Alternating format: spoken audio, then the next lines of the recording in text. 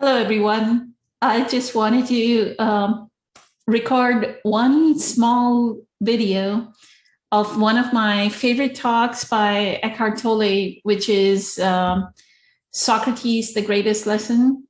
And there is a small clip. So we had this discussion during Facebook Live Q&A on Wednesday that why does Eckhart say we should not label, right?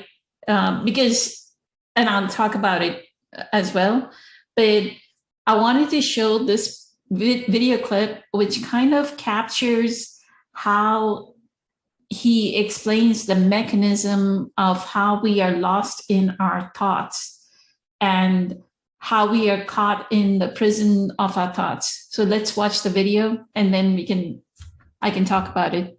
Here we go. Thank you.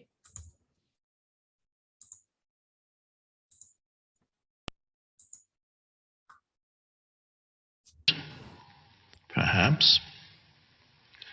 And this is what most people identify with and know. That's all they know. They know themselves as that form-based entity.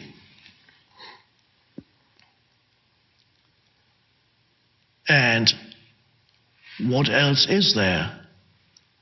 There is that in you which is continuously overlooked, because the world of form, which includes thinking, thoughts that continuously arise, the world of form has such an hypnotic pull, it's so seductive that you follow it. First you have the senses, the outer senses, but more importantly you have the seduction of continuously arising interpretations of what the senses, the sensory input.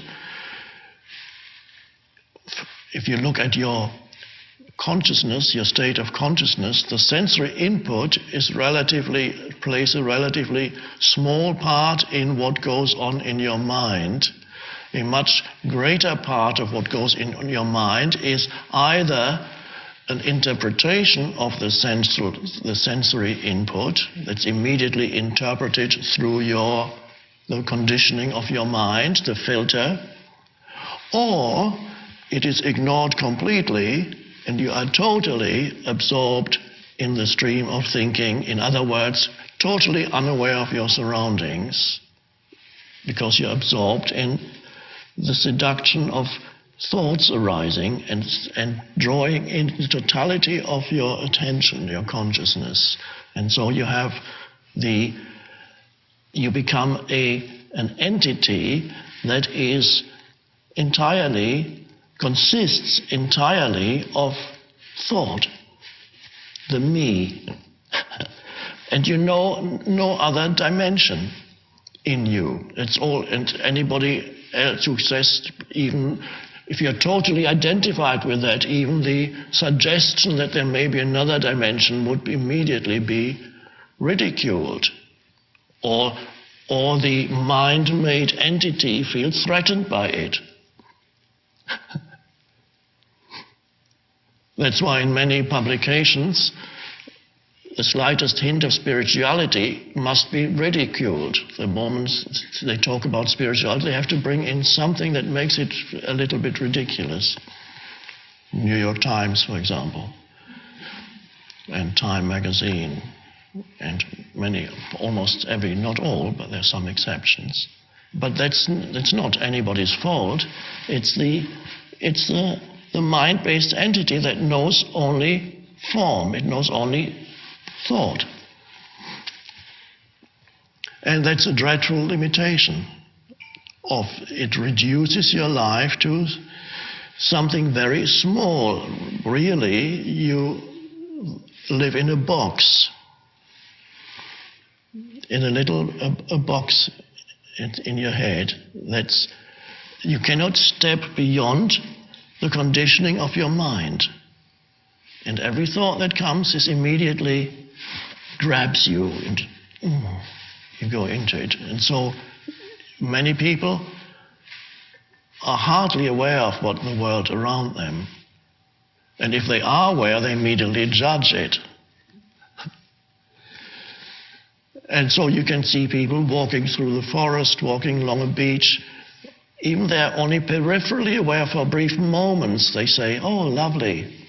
And then they go back into... Oh, look at that. It's a lovely sunset, isn't it?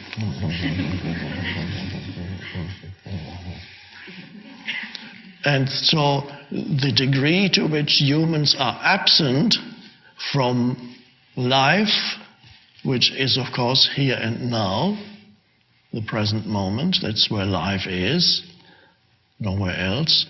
The degree to which humans are absent from life varies from person to person. But many humans these days are extremely absent, so that they don't actually experience life as such. Their entire life consists of their life situation, which is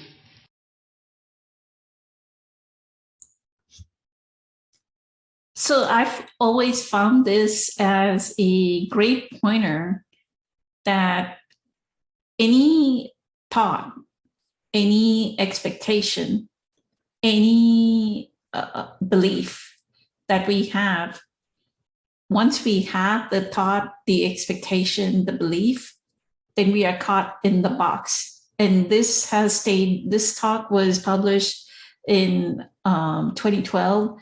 Ever since year 2012, I've known that anytime that we have a thought, a fixed thought, then we are caught in the thought, like we are in the prison of our own mind.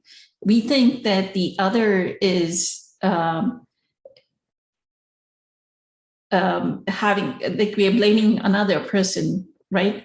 But it may and it is not so. It is that we are caught in that prison. So I hope you all enjoyed it. Thank you so much for watching.